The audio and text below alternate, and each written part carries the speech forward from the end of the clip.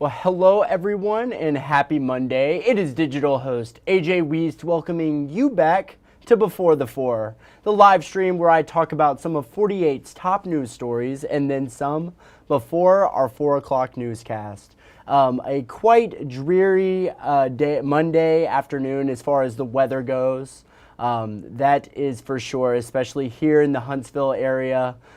Definitely cooling off. I definitely can say that over the weekend. But make sure you tune in to the latest weather hit from 48's Chelsea Aaron coming up in our evening newscast. But wherever you're watching, whether it's on Facebook, YouTube, or the 48 Now live stream, thanks so much for watching and spending just a bit of your Monday afternoon here with me. Now, I think it is about that time we jump into today's top stories. And starting things off in Albertville, where today officials have now confirmed the identities of two teens who were killed in a crash last week. Now, Marshall County Coroner Cody Nugent confirmed that the two teens killed were 15-year-old Giovanna Morales and 13-year-old Tammy Carmelo. The crash happened last Wednesday around 8 a.m. near Arlie Lacey Road and Blessing Road. The two teens were in a car driven by 18-year-old Yasmin Ramirez of Albertville. She was arrested on Thursday and charged with 2 counts of first-degree assault and 1 count of vehicular manslaughter. Authorities said alcohol was involved in the crash. Now, a GoFundMe account has been set up for both can be found at WAFF.com. If you missed the end of that statement there, a GoFundMe has been launched for both of the victims, and that can be found on our website, WAFF.com. Sorry, I hit the pause button there. But now the next story. This is a big story from over the weekend. An employee of Buckhorn Middle School is free on bond after being arrested for child abuse Saturday morning. Now, according to jail records, 60-year-old Karen Howard, who you see on screen, was arrested just before 11 a.m. She was charged with torture or willful abuse of a child. She posted a $5,000 bond and was later released about an hour and a half after she was booked. And 48's Daquan Lee has more details. 60-year-old Karen Howard was arrested Saturday and charged with torture or willful abuse of a child. We knew she was an instructor at Buckhorn Middle School, but on Sunday, investigators revealed shocking new details about the crime. The Madison County Sheriff's Office confirmed the victim in this case was a special ed student at the school. We're told this all started with a complaint filed against Howard last Tuesday. The school and the Sheriff's Office worked on parallel investigations all last week. Sunday, we found out that witness statements and video surveillance footage provided enough evidence to bring forth these charges. So far, the specifics of these allegations have not been made public. A spokesperson with the Madison County School System says she's since been placed on administrative leave as they conduct their own investigation. A search of court records show no criminal history in the state of Alabama in her past. Howard has also been released from the Madison County Jail after posting a $5,000 bond. Reporting in Madison County, Daquan Lee, 48 on your side. Well, thank you, Daquan. And 48's Callie Neese will have more details on that situation coming up in our evening newscast. Now, another story. A Florida doctor accused of a fatal surgical error that left a Muscle Shoals man dead surrendered his Alabama medical license. Now, this according to the Alabama Medical Licensure Commission. They announced today that Dr. Thomas Shagnovsky is accused of removing William Bryan's liver. William Bryan, who you see on screen here, the doctor removed his liver instead of his spleen in what was meant to be a splenectomy at a Florida hospital. Now, this led to Bryan's death, according to court documents. Shagnovsky's Alabama medical license was suspended by the commission back in October. Now, at the time, the commission said his continuation in practice may constitute to an immediate danger to his patients and the public. Shagnovsky had been licensed to practice in Alabama since 2016.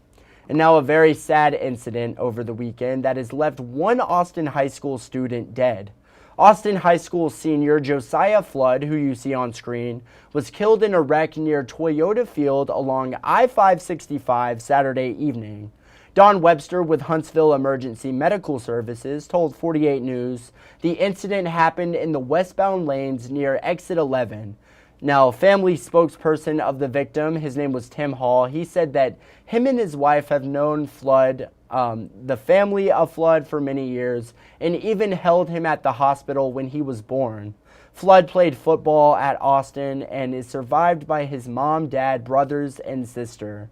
He also participated in the Career Academy's welding program, and he will certainly be greatly missed, and my thoughts are certainly with that family.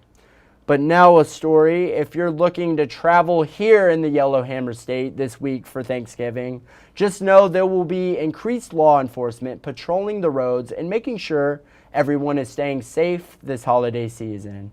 Now through December 1st, state troopers will be conducting high visibility enforcement details such as driver license checkpoints and light detection and ranging operations. Monet Stevens with WSFA spoke with AAA Alabama on other things to keep in mind this week.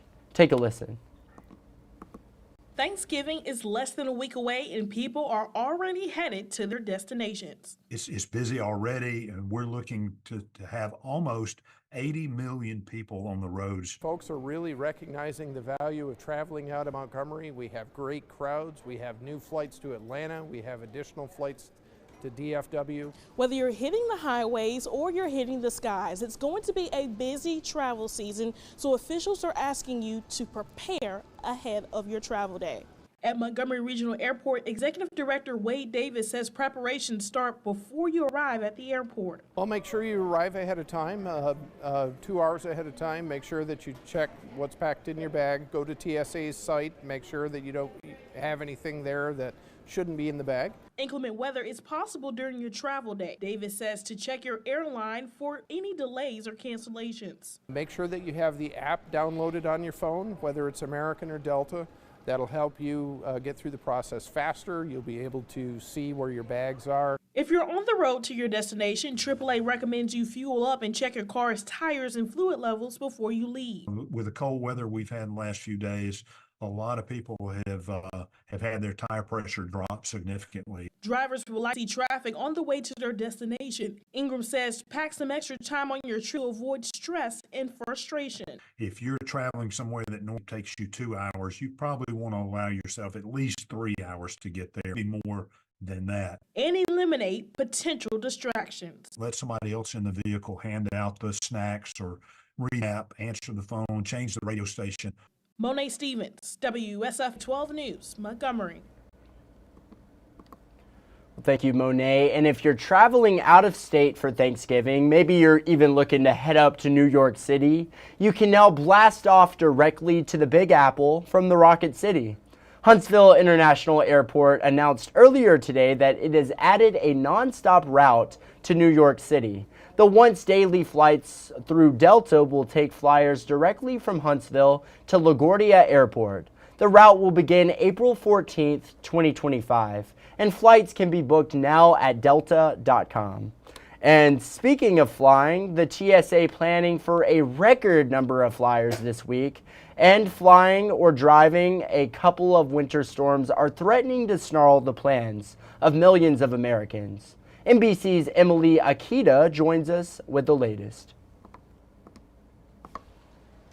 This morning, the Thanksgiving travel crush is officially underway. Just coming into the airport, it took us, half an hour to just get through. With the holiday now just 3 days away, Americans are packing up and heading out in record numbers. These will likely be some of the busiest travel days in U.S. history.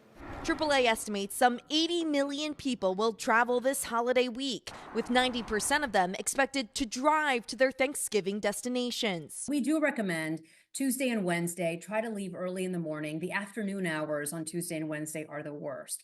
Many grateful for cheaper gas prices down from a summer high.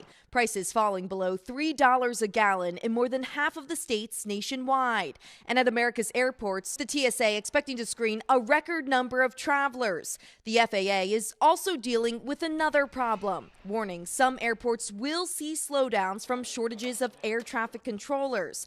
And adding to potential headaches for those flying in or out of Charlotte, airport service workers there announcing overnight they are set to strike today to protest low wages. For all of those looking forward to spending time around the holiday table with family and friends, Mother Nature may have other plans. Make sure you check the weather because I had no clue that I was going to take 12 hours to get to Atlanta. More than 17,000 flights have been canceled or delayed since Friday as snow and rain hammered the West. And more bad weather is on the way this week, with 2 storms expected to bring as much as 5 inches of snow to the Midwest and rain and cold weather expected along the East Coast. Just be patient, enjoy the moment, you'll get to your destination safe.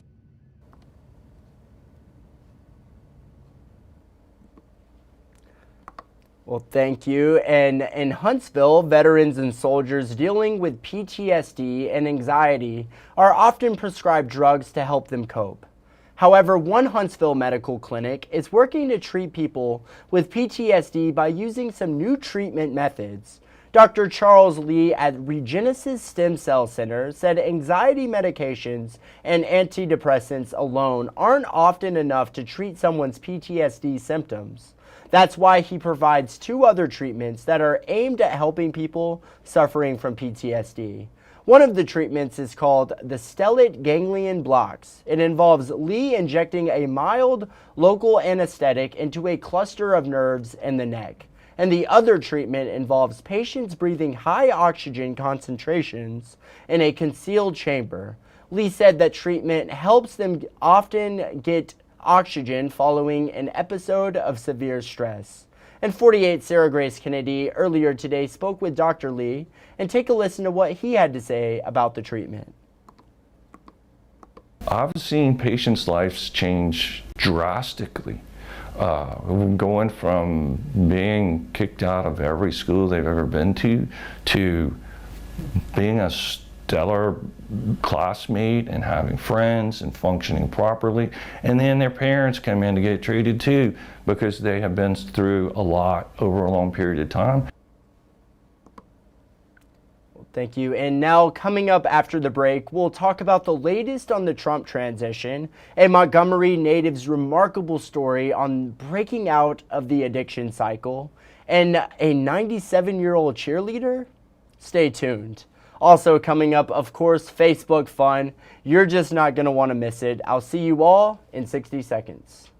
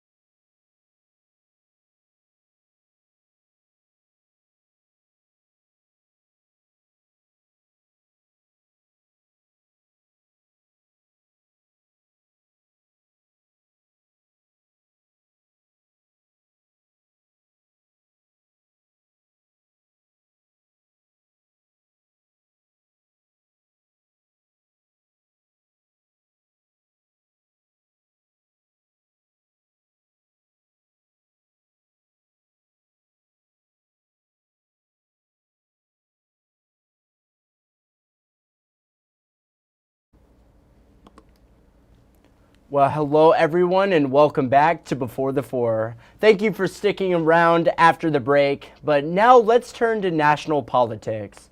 With President-elect Trump announcing a flurry of picks for top jobs in his administration, several candidates are facing potential confirmation fights in the Senate, and NBC's senior Washington correspondent Hallie Jackson has the latest. The Trump team beginning to turn to a new phase in the transition, possible confirmation fights for the president-elect's top picks, including his choices for Secretary of Defense Pete Hegseth and Director of National Intelligence Tulsi Gabbard, both expected to face tough questions. Gabbard accused of amplifying Russian propaganda. Well, I think she's compromised. Russian-controlled media called her a Russian asset. I think it's really interesting that anybody that has a different political view now is being cast as a Russian asset. I think it's insulting. It's a slur, quite frankly. She's also facing questions over her secret meeting with the Syrian president in 2017. She met with Bashar Assad. We'll want to know what the purpose was. Gabbard has rejected accusations she is a mouthpiece for the Syrian regime. Defense Secretary pick Pete Hegseth expected to be questioned over a California police report detailing a woman's sexual assault allegation, which he denies. The matter was fully investigated, and I was completely cleared. Officials have not said why Hegseth was not charged, but he paid his accuser a settlement in 2023. Hegseth also in the spotlight for comments that women should not serve in combat roles. We would have an ineffective military that was not capable of deployment if we were to pull out all the women and say you cannot be in combat. The policy is set by the President of the United States, not by the cabinet members. I think Pete Hegseth will follow the lead of the Commander-in-Chief. These latest revelations prompting questions about vetting for Mr. Trump's cabinet picks and apparently skipping the traditional FBI background checks. Why wouldn't we get these background checks for the most important job in the United States government? I don't think the American public cares who does the background checks. What the American public cares about is to see the mandate that they voted in delivered upon. Well, thank you, Hallie. And now from a drug addict to being a set of listening ears dedicated to helping others recover from substance abuse. Bethany Davis with WSFA tells Montgomery native Pearl Partlow's remarkable story. I was dying. I was literally so sick that I was killing myself. Pearl Partlow's struggle with addiction started early. From high school, I started experimenting with marijuana. And then from marijuana, I started experimenting with pills. And when she'd been married for a year with a brand new baby to support, she discovered crack cocaine. My addiction started instantly the moment I first used crack cocaine. That began a walk down the most difficult and perhaps the longest road Pearl ever knew could exist. Everything that I owned, everything that I cherished, that I loved the most, my addiction took it all away. They self-medicate. Addiction creates a cycle Dr. John Duffy helps his patients break. It's because they want to numb out, and they use the alcohol, they use the drugs to try to not necessarily get rid of the memory, but to get rid of the reaction to the memory. The only way to stop spinning, stop using. And the physiological, you can actually do detox. That's why we do detox. We get you through the physical dependency, the withdrawals, the physiological, medical withdrawals. The psychological addiction is the most difficult because this is where they've convinced themselves that I need it. That's exactly where Miss Pearl found herself. One is too many, and 1,000 is never enough. The only thing I could do was live to use and use to live. I was arrested, I was put in jail, I was held hostage, I was abused really bad to the point of having to be hospitalized. I robbed, I stole, I did all of the things that go along with this disease. Pearl's recovery started in 2009 when her daughter, with 2 little girls of her own, came to visit. She said to me, "Mama, I'm so worried about you. It takes all I can do to take care of these babies. I can't take care of you."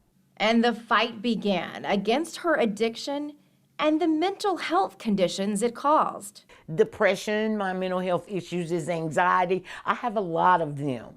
Her progress is not without setbacks. And you know, I messed around, I took a drink with somebody because I thought I was celebrating again. Relapse is a part of recovery. And Miss Pearl's family is still dealing with the scars her addiction left behind. The whole family is impacted. They're all successful, and I'm so grateful in spite of me, in spite of my illness. So she presses on. Because the disease of addiction, it remains. It doesn't go away. You don't cure addiction. Addiction is a constant recovery process. And now she helps others start their own roads to recovery. That is the best part, because helping them helps me know that, hey, nothing's changed. If nothing changed, nothing changes. So why do I want to go back? No, ma'am. Because these people assure me that it's still just as bad as it was when I left. Every day that I don't use, I get stronger in my fight. Very well said there. What an incredible story there. Thank you so much. And now check this out. You're never too old to stop doing what you love. And that message rings especially true for a woman at an assisted living facility in Michigan. She's a 97-year-old cheerleader, and she's giving old memories new life.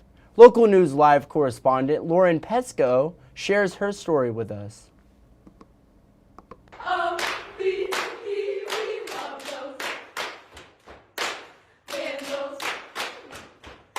Meet Isla Jean Doring. She's 97 years young and a former Merrill Vandal cheerleader. But this week, with the help of the Merrill High School cheer team and coach Jenna Glazer, she was able to put her uniform back on and even become a flyer for the day. Lift her up, and we're like, really? She just went, yeah, she got right up there and stood right up, and it was awesome.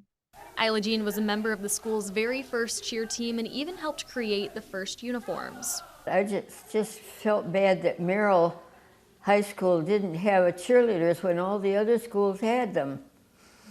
So we decided to do something about it. We had a hard time finding orange material to make our uniforms. We had a lady that sewed them for us, and that was it. The visit, a complete surprise to Isla Jean, but a delight to be a part of. Were you expecting that? No, not at all. No, I just trusted them to do it, whatever they wanted to do.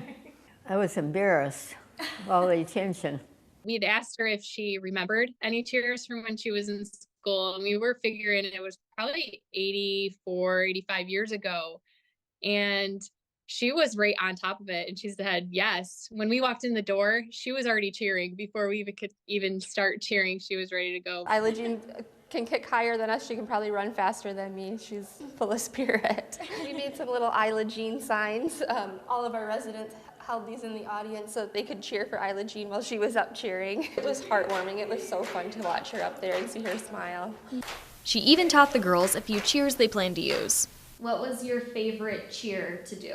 Come on, team, fight! Come on, team, fight!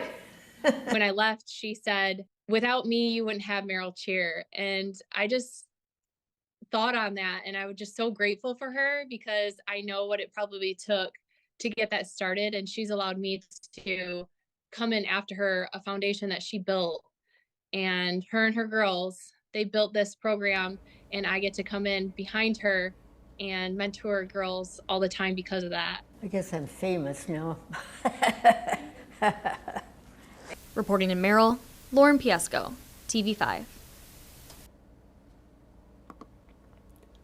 What an incredible story there.